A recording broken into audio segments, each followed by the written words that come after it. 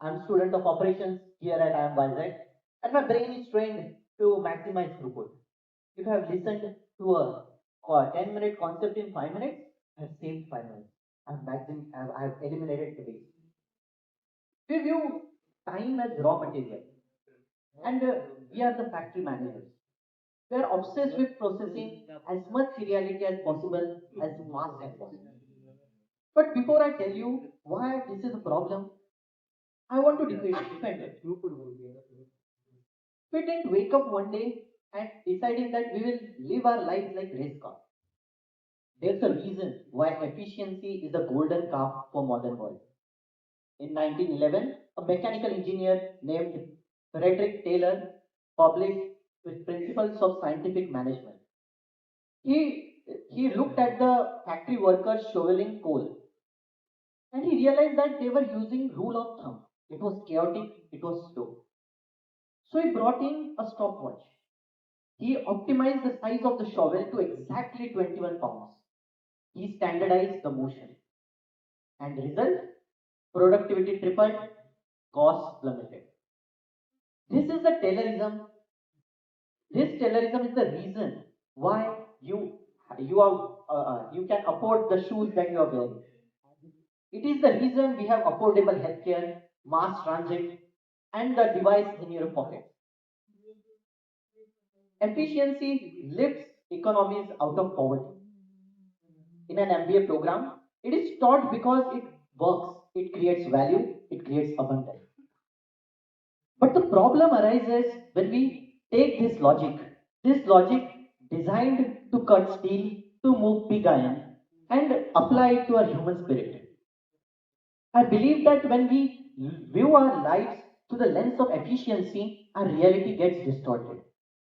Silence looks like awkwardness, rest looks like laziness, and love and connection looks like an inaction. Let me show you how this distortion looks like in real life. Last month, it was my friend's birthday. We have been best friends for 10 years now. Now the efficient me, the operations manager, handled this task perfectly. At 12 a.m., my phone reminded me. I opened Instagram, posted a story, tagged him. I sent a WhatsApp message. Happy birthday, bro. Have a blast. Let's catch up soon. Technically, I was a great friend. I was on time. I was responsive. But in reality, I didn't call him because a call takes 10 minutes. And I was in the same city, but I still didn't visit him because the transit was 2 hours waste. I optimized my friendship through that WhatsApp text. But the nuance that I missed was if I would have gone over, would have laughed.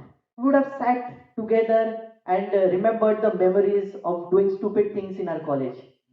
We would have created memories that would have anchored us for the next decade. I saved 2 hours, but I lost laughter. I lost joy. I treated our friendship like a transaction to be processed. In my operations classes, we have a term for this behavior. We call this just in time management. It means that you don't keep excess stock in your warehouse. You order parts only when the factory needs them. It is lean, it is profitable. We have applied this just in time logic to the people. We call just in time when we are lonely. We network just in time when we need a job. We have stripped away the aimless rest, the aimless hanging out, long drives with no destination. But this optimization comes at a cost. According to the Survey Center on American Life, in 1990, average person reported having 10 close friends. Today, today that number has dropped to 3. And we are the most connected generation in human history. Yet we are living through the friendship recession. We optimized the connection, but we killed the bond. But why did this happen? To understand this, we have to move away from B school. Let's look at biology. Nature is incredibly inefficient. Look at your own bodies. You have two kidneys, but you need only one to survive. From an efficiency standpoint, the second kidney is waste of resources. It's dead inventory. A Taylorist consultant would tell evolution to fire the second kidney to save energy. But biology doesn't optimize for efficiency, it optimizes for resilience. That second kidney is what we engineers call redundancy. It's buffer. It is there so that if the other fails, the system still survives. There is a mathematical trade-off that we often ignore, that the systems optimized for maximum efficiency are fragile to volatility. And we saw this fragility on global scale. Remember Ever Given? The massive container ship that got stuck in the Suez Canal. For decades, we optimized our global shipping. And then a wind blew, just one gust of wind blew a single ship sideways. Our system was so efficient, there was no room for error, no redundancy, and the ship got stuck. The global trade froze. We lost billions of dollars because because efficiency hates redundancy, but survival requires redundancy. Now let's come back to India. Let's look at our family structures, the traditional Indian joint family. And let's be honest, they are incredibly inefficient. Decision making is slow. You have to consult three uncles and a grandmother. And privacy is non-existent. I still don't have a door for my room, and resources are diluted. But we see, though they are incredibly efficient, resilient. If you lose a job, you don't starve. If you get sick, you have a nurse, and if you have a child, you have a pet in daycare. The joint family creates what we call social redundancy. It is a system designed for just in case, not just in time. And as we move towards the nuclear family in search of efficiency and mobility, we are gaining freedom. Yes, but we are losing the buffer. We are becoming efficient but fragile. And we cannot talk about Indian inefficiency without talking about Indian weddings. Have you ever wondered why these rituals take so long? Mehndi, Sangeet, Haldi. For an efficient mind, you might say that I can sign a paper in a court in 15 minutes. Why spend 3 days? But these 3 days forces you to slow down. It forces family to sit together, eat together, and deal with crisis together even before the marriage starts. Sociologists like Durkheim call this collective effervescence. It is the shared emotional energy that binds the group together.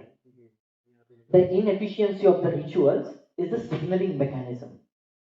By hosting the community, the family buys the social insurance. We are in a society which relies on networks for survival. This expense of time, this expense of wasted time is investment in social resilience.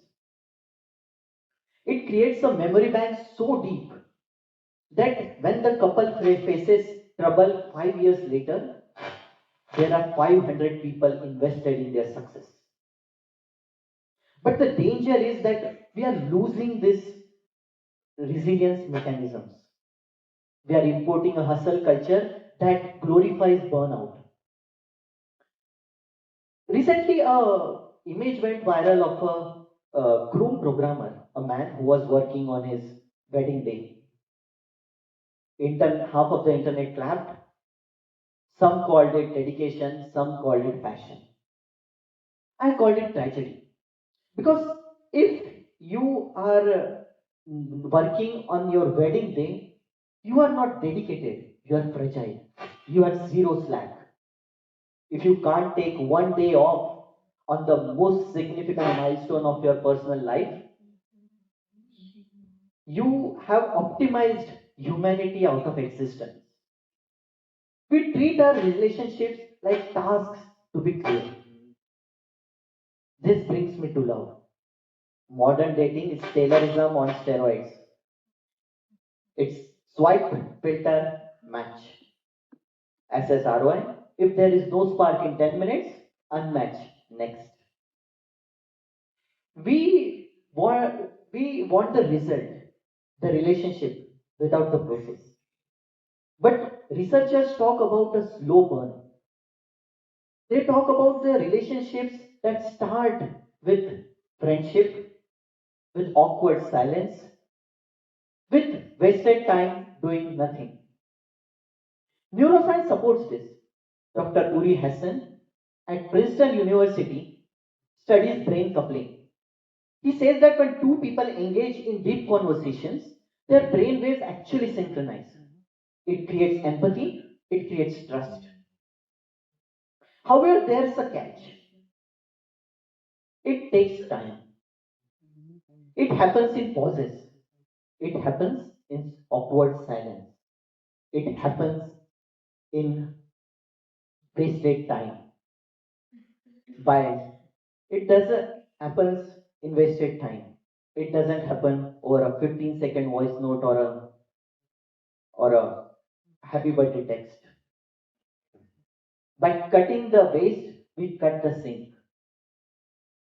Intimacy is inefficient. We cannot hack relationships. If you are trying to optimize your date night by multitasking, you are not connecting. You are just coexisting. So, what's the solution? Should we throw away our smartphones or move back to village? No. We need efficiency because it has its merits. We need efficient transport, efficient healthcare, but we need to embrace strategic inefficiency. We need to build Slack. We need Slack is the time in your calendar that doesn't have an agenda. It is the money that is in your savings account that is not invested. It is just there for an emergency. It is the friend who you can just call and say, I am bored. Think of Mumbai Dabawalas. Six Sigma certified, 2 lakh plus lunch boxes delivered every day with almost zero error. If you look closely, they are inefficient. They do not use complex apps. They don't use data analytics. They stop to chat. They know their customers' name. They talk with them. When in 2005, when Mumbai flooded, Amazon and FedEx shut down, but Dabawalas continued to deliver. Why? Because they had social slack. They knew each other. When one man got stuck in the rain, another jumped in. The wasted time spent chatting wasn't a waste. It was resilience. It was resilience. Efficiency is a fair weather friend. When storm hits, you don't need an optimized text. You need a redundancy of a friend who is willing to spend hours with you doing nothing. Because redundancy is the rent that you pay for resilience. We are all future managers and we are all going to optimize billion-dollar supply chains. And we would use AI to shave seconds off the processes. And we should. But the most important supply chain that we will ever manage is sitting right in our phone contacts. So here's my challenge to you. Next time you watch a video, go ahead. Watch it at 2x speed. Be efficient with your work. Be ruthless with your chores. Save time. But then take that saved time and waste it. Waste it with a friend. Waste it doing nothing. Waste it calling your mom without an agenda. Because efficiency is built for machines, Machines are fast, but they break. And we humans are slow, redundant, messy, but we bounce back. Efficiency is for machines, but love and connection is for those who are brave enough to be inefficient. So I, so I want you all to be brave, and take take include inefficiency in your life.